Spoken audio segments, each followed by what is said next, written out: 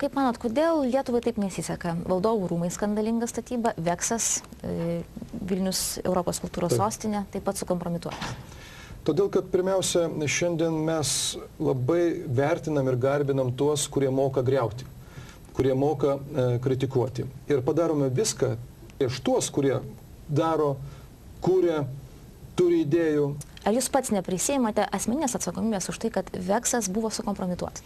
Aš manau, kad tiek, kiek leidžia mano kaip tarybos pirmininko pareigos, kaip tik viską darėme, kad saugotume autoritetą Vilniaus Europos kultūros sostinės.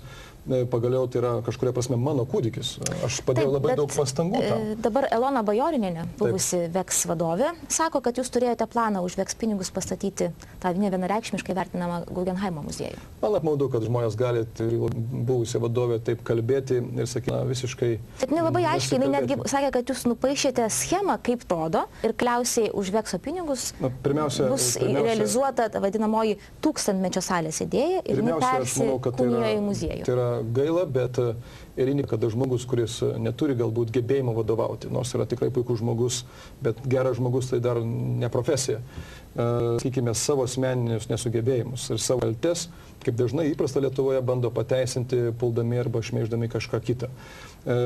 Projekto vertė Ermitažo Guggenheimo projekto, jeigu, sakykime, Lietuvoje būtų nuspręsta tokį statyti, bendra suma būtų apie 260 milijonų litų. Tai yra pigiau negu stadionas Vilniaus miesto, pagaliau pigiau negu Žemutinė pilis. Bet viso Vekso biudžeto suma yra apie 100 milijonų. Buvo, dabar jinai yra dar mažesnė. Taigi, matot, netgi aritmetiškai tai neįmanoma būtų padaryti. Ponia Bajorinienė sako, kad Vekso pinigai visuomet buvo naudojami rinkimų kampanijos agitacijai. Ir konkrečiai sako, kad Artūras Zuokas naudoja tos pinigus ir Liberalų ir Centro sąjunga naudoja tos pinigus agitacijai.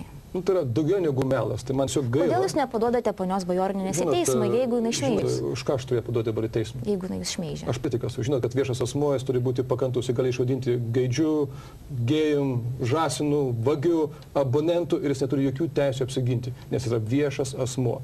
O tai, kad asmenys, kurie dar kartą pakartos, blogai valdė Europos kultūros sostinę ir kurie patys šiandien turi ne vieną problemą, kuri šiuo metu vyksta tyrimai generalinėje prokuratūroje, kurie kreipėsi ponas Jušas, buvęs ministras, už tam tikrų lėšų išeikvojimą, dabar savo nesugebėjimą bando permesti ant kitų asmenų. Aš dalyvavau kuriant Veksą. Aš kaip meras siekiau, kad Lietuva gautų šią išskirtinę asmenybę. Asmeniškai aš tikiu tą idėją ir man asmeniškai žmogui yra labai apmaudu, kad vėl eilinį kartą, nes auksinė galimybė, kurią turėjo Lietuva, kurią turėjo Vilnius, tiesiog sumenkinom ir sutripėm patys.